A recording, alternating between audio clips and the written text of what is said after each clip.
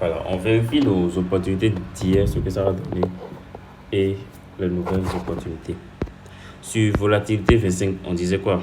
On était dans ce retracement, on s'attendait à ce que le prix revienne dans cette zone et reparte dans ce taux de bloc. Et c'est arrivé, c'est reparti, mais je n'avais pas pris la position automatiquement parce que je m'attendais à une cassure de structure et en H1 ou en H4 pour avoir de belles opportunités intéressantes.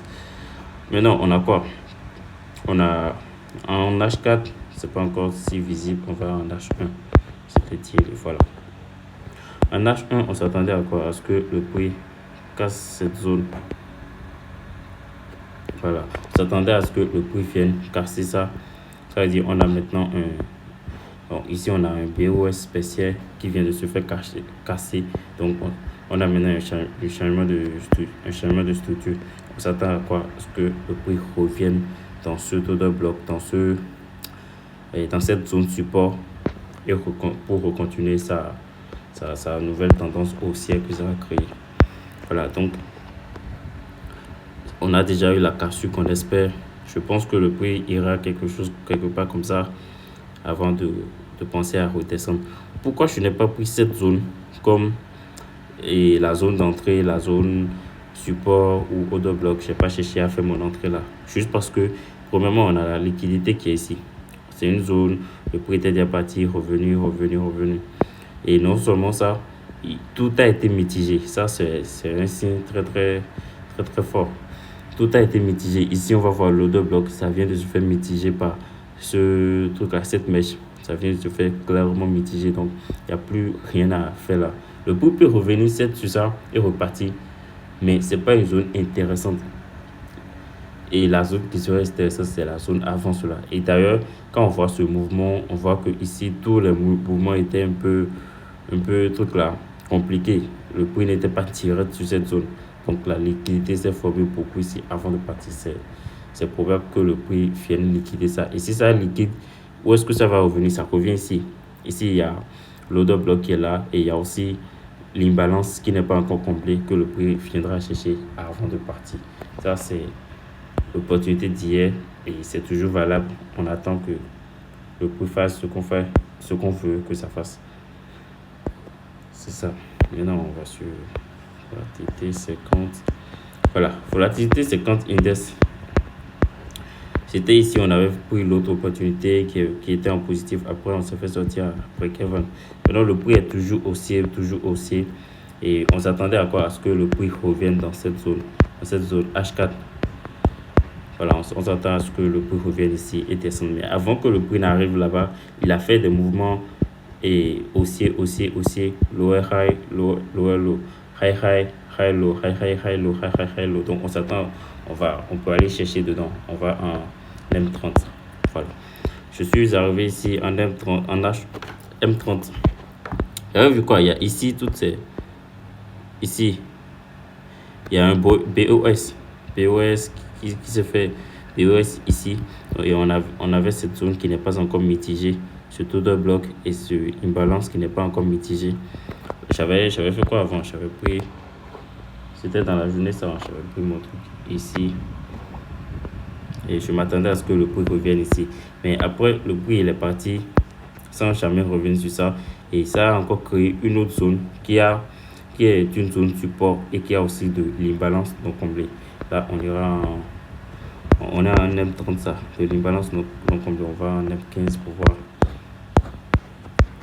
Voilà, on a ici on a ici ce BOS. Le prix il est parti, rien n'a été mitigé ici. Là on s'attend à quoi? Que le prix revienne sur l'order bloc, la zone support pour refaire son niveau haussier et c'était bien. J'ai pris l'opportunité aujourd'hui. Je vais voir si je peux trouver paramètres. Non. Paramètres. C'est où le truc même? Historique, voilà. Bon, ça n'a pas montré, voilà. Donc j'avais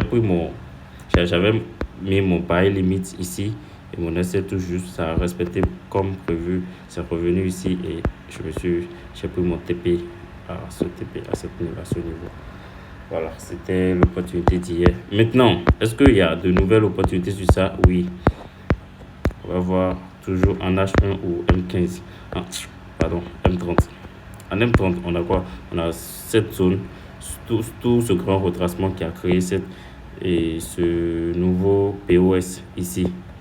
Le POS, il est où? Je vais neutraliser ça. Voilà, ce nouveau POS. Donc, on s'attend à quoi? Ici, on allait s'attendre à ce que le prix revienne sur ce retracement qui a créé cette cassure de structure. Mais non, c'est une zone qui a déjà été mitigée. Quand on parle en H1, par exemple, mitigé. C'est déjà... Quand je dis mitigé, là, ça veut dire que l'order block n'a plus d'imbalance qui n'est pas encore comblée. Imbalance, quand on parle d'imbalance, c'est ici, par exemple, je vais enlever ça là, ça me dérange. Historique. L'imbalance, on a cette zone, par exemple.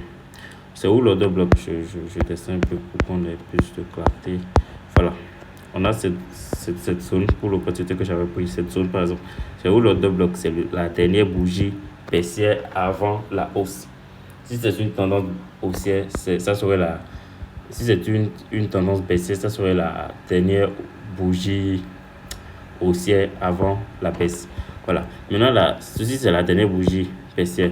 Donc, pour matérialiser la zone, je fais comment? Je mets ça de côté d'abord. Je fais comme si je prends toute la bougie en entier.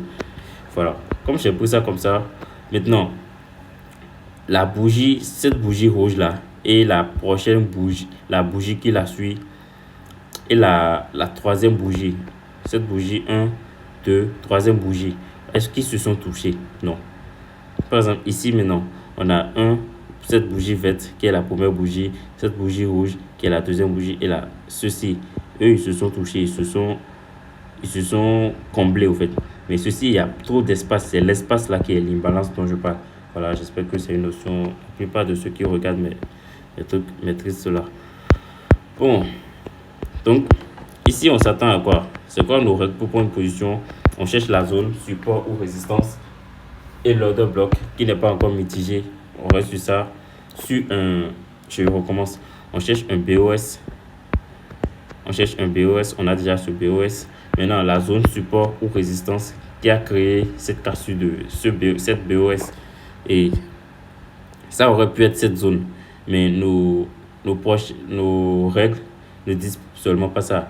Après cette zone, la zone la plus importante, c'est que ça soit non seulement résistance ou support, mais que ça soit aussi zone order block non mitigé.